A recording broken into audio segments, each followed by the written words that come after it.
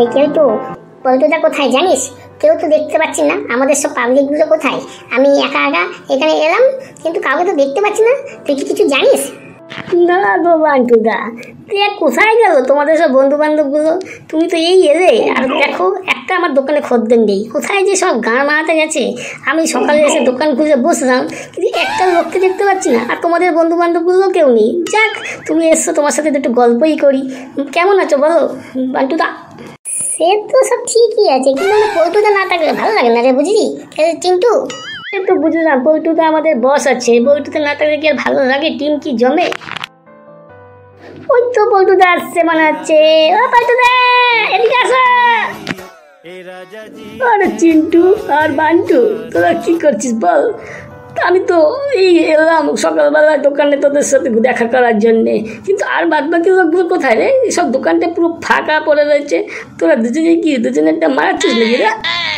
আরে পল্টুদা, কোথায় যে গেছে লোকগুলো জানি না। আচ্ছা পল্টুদা, তুমি বলো তো, শান্টু কোথায় গেছে? ও তো বিয়ের পর থেকে দেখাই পাচ্ছি না, ও কি করছে বলতে পারবে তুমি? তোরা তো শান্টু একটু খোঁজ দিতে পারিস রে, কোথায় ও? আমি গেছিলাম পল্টুদা, বাড়িতে দেখা পাই না, কোথায় যে থাকে কে জানে।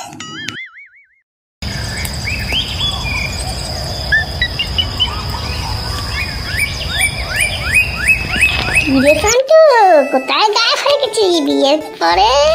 হ্যাঁ, তোকে তো দেখাই পাই না। আজকেই পল্টুদা বললো, দেখ তো শান্টুটা কোথায়, ওর সাথে দেখা পাওয়া যাচ্ছে না, আমাদের আড্ডা থেকেও আসছে না। তুই বিয়ের পরে আমাদেরকে ভুলে যেতে পারিস ভাই? এরকম তুই করতে পারছিস ভাই? না ভাই, আমাকে ভুল বুঝিস না ভাই। তুই জানিস আমার খুব শোচনীয় অবস্থা। ঘরে কেলানি খাচ্ছি, অফিসে কেলানি খাচ্ছি। অফিসে বলছে লেট করে গাড়ি থেকে বাড়ি যেতে, আর বাড়ি থেকে বউ বলছে তাড়াতাড়ি বাড়ি চলে আসতে। আর বসটাকে বলছি, বসটা কিছুতেই শুনছে না, বদমাশি করছে, 10টার আগে ছুটিয়ে দিচ্ছে না।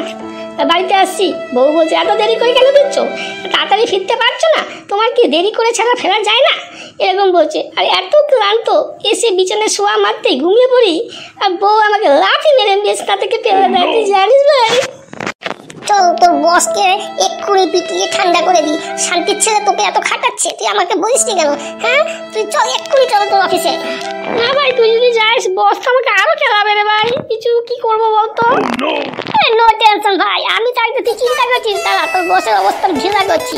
তোকে একটা প্ল্যান করছি বুঝলি, তুই না কালকে রাত্রিবেলায় বসকে নিয়ে বাড়ি ফের তোর বাড়িতে, তারপর ওর অবস্থা আমি টাইট করে দেবো বুঝলি। এইটুকু তুই শুনে রাখ, আর বেশি কিছু জানতে হবে না। এবার আমার পাঁচ 10টা বেজে গেল, এখনো শান্তুর অফিসে আসার নাম নেই। আজকে আসুক, ওর মজা দেখাচ্ছি। বাড়িতে থেকে আসতে কি ওর ইচ্ছেই করে? Good morning sir. Good morning এর 108 বার। তোমার কি এটা টাইম হলো অফিসে আসার? হ্যাঁ, তুমি কি আসতে চাও না?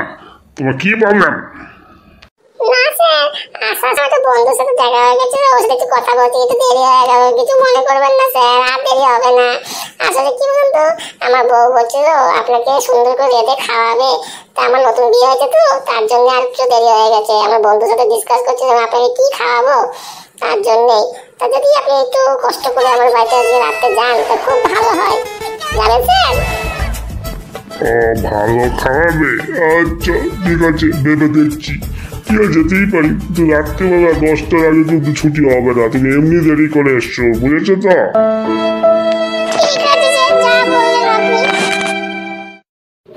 এই যে বস্তাগুলো দেখছো, গাড়িটা দাঁড়িয়ে আছে কিন্তু অনেকক্ষণ ধরে, তুমি আসছো না বলেই নামানো হচ্ছে না। ফটাফট তুমি নামিয়ে ফেলো, আর নামিয়ে তুমি আমার সাথে দেখা করো। তোমার বাড়িতে কি কি খাওয়া লাগবে আমি শুনবো মেনু, তারপরে আমি কিন্তু যাব, বুঝেছো তো?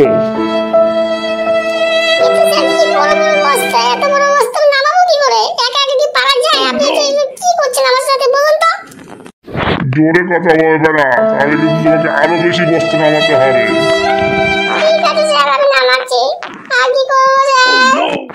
ঠিক আছে, তুমি এগুলো করে রাত্রিবেলা তোমার সাথে আমি বাড়ি যাচ্ছি। আমি ভেবে দেখলাম তোমার বাড়িতে যাই, তোমার বউর সাথে দেখা করি, তোমার বউ কি খাওয়ায় একটু খেয়ে আসি, বুঝলে তো? এটা কি তোমার গ্রাম? হ্যাঁ, একটা আলো নেই, ছোট্ট একটা ঘরে লাইট জ্বলছে, সারা রাস্তা অন্ধকার। তোমার কি কোনো কাম বাদ নিয়ে নেই? হ্যাঁ, তুমি আমাকে এত রাত্রি বলে এখানে নিয়ে এলে। তোমার কি ইচ্ছা করে নিয়ে এলেন নাকি প্ল্যান করে আমাকে ভয় দেখানোর জন্য দেখি? হ্যাঁ, তুমি কি চেয়েছ? আমি না রোজই এরকম ফেস করি, তাহলে আজকে আপনিও একটু ফেস করুন না, দেখুন আমি কি কষ্ট করে বাড়ি ফিরতে হয় আমাকে। ঠিক আছে, অনেক কথা হয়েছে, তাড়াতাড়ি বাড়ি চলো।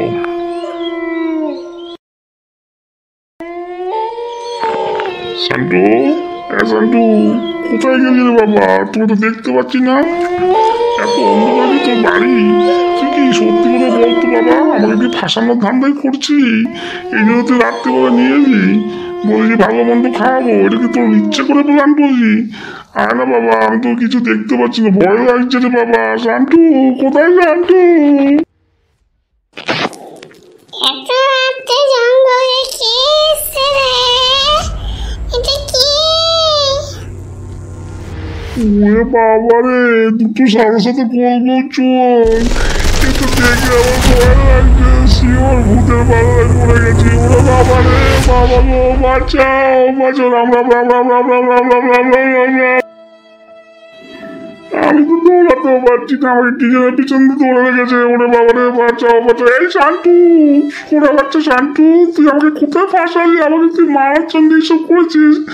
দাঁড়া ভাই, একবার যদি আমি বাঁচি তোর আমি পুরো মেরে খাল করে দেবো। তার আসলে হচ্ছে তুই আর কোথায় দৌড়াবি? ওইটুকুই দৌড়া, আর দৌড়াতে পারবি না। গেলাম আমি তাহলে। কিরে, তোর বসের গান বেড়ে গেলাম তো, কারা করে?